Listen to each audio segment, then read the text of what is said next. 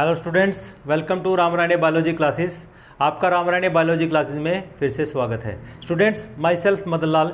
Today we are going to discuss about the transforming principle कि जो last lecture में हमने ट्रांसफॉर्मिंग प्रिंसिपल किया था। आज का जो हमारा टॉपिक ऑफ डिस्कशन है, आज हम बायोकेमिकल कैरेक्टराइजेशन पढ़ेंगे कि जो ट्रांसफॉर्मिंग प्रिंसिपल था उसको बायोकेमिकली नेचर ग्रिफ्थ प्रूव नहीं कर पाया था। तो आज हम उसी बायोकेमिकल एनालिसिस की यहाँ पर बात करने वाले हैं। चलिए लेक्चर शुरू करते हैं। Biochemical characterization of the transforming principle. तो स्टूडेंट्स, ये जो एक्सपेरिमेंट है it is conducted by 3 scientist. 3 scientist हैं जिन्होंने इस एक्सपेरिमेंट को कंडक्ट किया। एक है Oswald Avery, second one Colin MacLeod and Maclyn McCarty. तो इसमें बहुत सारे क्वेश्चंस बच्चों सीबीएसई में पूछे जाते हैं on behalf of the name of the scientist. तो साइंटिस्ट का नाम भी कई बार दे के वो पूछ लेता है कि what Avery Colin and Maclyn McCarty have proved regarding the transforming principle. तो इस तरह से बहुत सारे क्वेश्चंस यहाँ पर बनते हैं। Okay, now they have worked to determine the biochemical nature of the transforming principle. तो प्रीवियस लेक्चर में हम डिस्कस कर चुके हैं transforming principle which was conducted by the Griffith. जो फ्रेडरिक ग्रिफ्थ है उसने इस ट्रांसफॉर्मिंग प्रिंसिपल को कंडक्ट किया था। ठीक है ना। इसका जो लेक्चर है आप डिस्क्रिप्शन में इसको चेक कर सकते हैं, वहाँ पर उसका वीडियो लिंक दिया हुआ है, वहाँ से आप उसको देख सकते हैं। तो चलिए, अगर हम यहाँ पर इस एक्सपेरिमेंट की बात करते हैं कि जो ओसवाल्ड एवरी है, कॉलिन मैक्लॉयड है और मैकलिन मैककार्टी है, इन्होंने किया क्या? Actually they have purified biochemicals. इन्होंने बायोकेमिकल्स को प्यूरिफाई किया, उसको अलग किया। क्या क्या अलग किया? प्रोटीन्स को अलग किया, डीएनए को, आरएनए को। किससे अलग किया? From the heat killed S cells. कि जो हीट किल्ड एस टाइप में स्मूथ स्टेन जो बैक्टीरिया था उसमें से इन्होंने क्या किया है, उसके अंदर से प्रोटीन्स निकाल लिया, उसके अंदर से डीएनए निकाल लिया और उसके अंदर से आरएनए निकाल लिया। To see which one could transform live cell into the smooth cell. कि उन्होंने देखा कि इन तीनों में से, प्रोटीन में से, डीएनए में से या आरएनए में से वो कौन सा सब्सटेंस है जिसने रफ स्ट्रेन को स्मूथ स्ट्रेन में कन्वर्ट किया। क्योंकि यही एक्सपेरिमेंट है कि कौन सा ऐसा मटेरियल है, कौन सा ऐसा सब्सटेंस है कि जो ट्रांसफॉर्मेशन करने में हेल्प कर रहा है। क्योंकि हमें पता था बच्चों वहाँ पे कि हीट किल्ड एस स्टेन जब वो सेपरेटली हमने इंजेक्ट किया था माइस के अंदर, तो उसने माइस को किल नहीं किया था, वो नॉन वायरुलेंट हो गया था, उसने डिसीज काज वहाँ पर नहीं किया था। लेकिन जब हमने इस हीट किल्ड एस स्टेन को रफ स्टेन के साथ मिक्स करके माइस को इंजेक्ट किया था, माइस मर गया था और माइस के मरने के बाद मरे हुए माइस में से हमने स्मूथ स्टेन को रिकवर किया था। इसका मतलब वहाँ पर ट्रांसफॉर्मेशन हुआ। तो उसी की एवज में उसको प्रूव करने के लिए, उसका बायोकेमिकल एनालिसिस देने के लिए कि ऐसा कैसे हुआ, कि क्या प्रोटीन के कारण ये ट्रांसफॉर्मेशन हुआ, क्या डीएनए के कारण हुआ या आरएनए के। इन्होंने क्या किया, जो हीट किल्ड स्मूथ स्ट्रेन था बैक्टीरिया, उसके अंदर से इन तीनों मॉलिक्यूल्स को एक्सट्रैक्ट कर लिया, उसको प्यूरिफाई कर लिया। फिर उन्होंने डिस्कवर किया, they discovered that DNA alone you can say from S bacteria caused R bacteria to become transformed. तो इन्होंने निष्कर्ष निकाला, डिस्कवर किया अपने एक्सपेरिमेंट से कि जो डीएनए है ये ही काज करता है ट्रांसफॉर्मेशन को।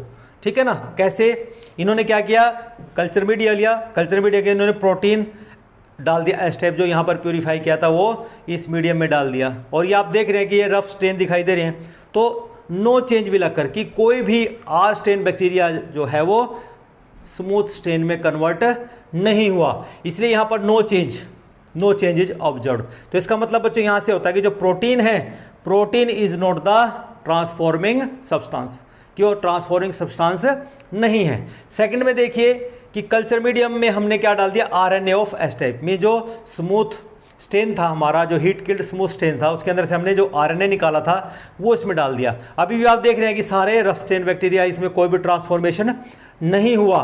तो इसका मतलब यहाँ पर भी नो चेंज देखा जाता है। तो ये क्या पता लगता है यहाँ कि आरएनए भी ट्रांसफॉर्मिंग मॉलिक्यूल नहीं है। फिर इन्होंने क्या किया, some R bacteria transform into the S type. कब देखा? कि जब कल्चर मीडियम के अंदर डीएनए एस टाइप डाल दिया। तो उसमें क्या हुआ कि देखो आप यहाँ पे एक ये कन्वर्ट हो गया और एक ये कन्वर्ट हो गया एस टाइप में। मीन्स कि जो लिव आर बैक्टीरिया थे वो स्मूथ बैक्टीरिया में कन्वर्ट हो गए हैं। क्यों? क्योंकि हमने अब डाल दिया डीएनए ऑफ एस टाइप में। स्मूथ स्टेन का जो बैक्टीरिया था उसके अंदर जो डीएनए जो एक्सट्रैक्ट किया था हमने वो इसमें डाला, तो यहाँ पर कुछ बैक्टीरिया जो थे rough bacteria they changes into smooth strain, वो स्मूथ स्टेन में कन्वर्ट हुए। इसके बाद उन्होंने और डिस्कवर किया और एक्सपेरिमेंटेशन किया। कैसे? कि उन्होंने क्या किया कि जब स्मूथ हीट किल्ड बैक्टीरिया को रफ स्टेन के साथ मिक्स करके इंजेक्ट किया, उसके साथ साथ उन्होंने क्या किया, उसमें एक प्रोटीन डाइजेस्टिव एंजाइम का भी इस्तेमाल किया जिसका नाम है प्रोटीएजेस। कि उन्होंने क्या किया बेटे, यहाँ पे आपको मैं डायग्रामेटिक बना के कि यहाँ पर इन्होंने क्या किया कि ये स्टेन लिया, इसमें इसने डाल दिया कि एक तो ने लिया इसमें एस टाइप बैक्टीरिया जो हीट किल्ड था, ओके, प्लस इसमें आर टाइप ले लिया है,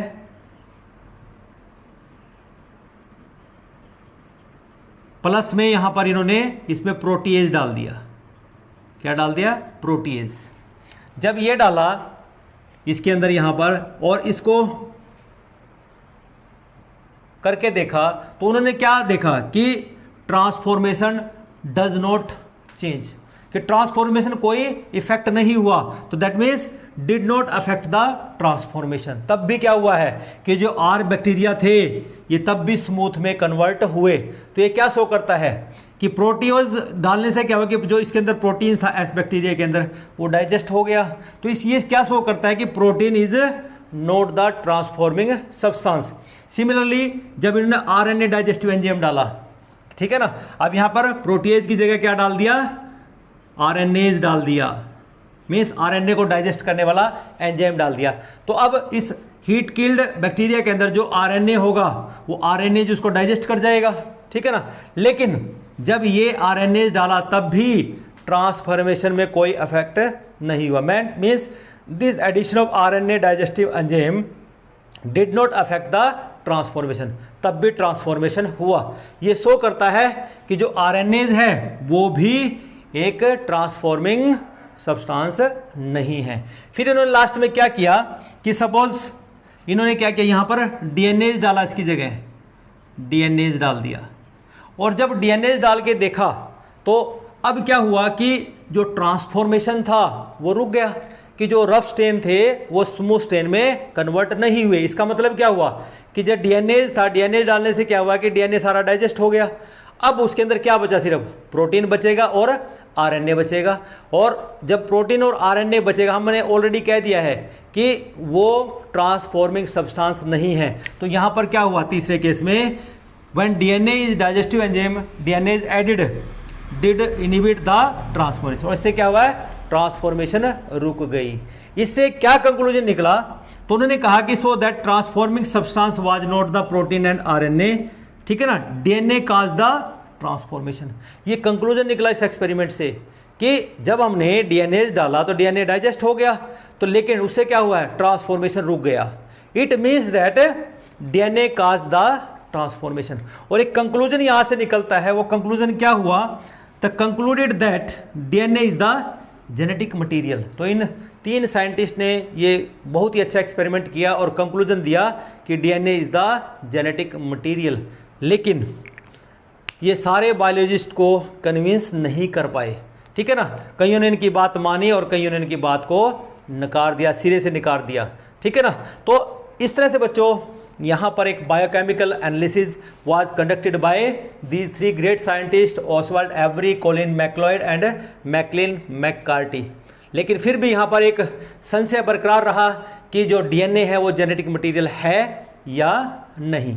तो आज के लिए इतना ही करेंगे बच्चों, लेकिन अगला जो लेक्चर होगा उसमें एक कन्फर्मेशन जो हार्से एंड चेज ने दिया था, उन्होंने एक एक्सपेरिमेंट कंडक्ट किया जिसको सभी ने मान लिया, क्योंकि वो एक्सपेरिमेंट ही ऐसा था जिसमें उन्होंने रेडियो एक्टिव सब्सटेंस का इस्तेमाल किया और फिर चेक किया कि किसके कारण ट्रांसफॉर्मेशन हुआ।